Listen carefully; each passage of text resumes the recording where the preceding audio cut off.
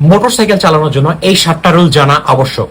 লাস্টে একটা bonus surprise আছে, তাই না টেনে দেখুন। নাম্বার 1, রাস্তায় আপনি বাদে বাকি সবাই পাগল। এইটা বিশেষ করে মনে রাখবেন, কেননা আপনি যতই বাইক সেফলি চালান না কেন, যে কোনো সময় অ্যাক্সিডেন্ট হতে পারে আশেপাশে পাগলদের জন্য। নাম্বার 2, অলওয়েজ নিজের যোগ্যতা এবং স্কিলের উপর বাইকের স্পিডিং করুন। যে বাইকের স্পিড আপনি 80-র বেশি কন্ট্রোল করতে পারবেন না, সেই বাইকে কখনোই স্পিড তুলবেন না, না হলে শীঘ্রই আপনার স্থান হবে পঙ্গু হাসপাতালে। যে কোনো ধরনের প্রোডাক্ট কিংবা সার্ভিস প্রমোশনের জন্য যোগাযোগ করতে পারেন আমার ইনবক্সে।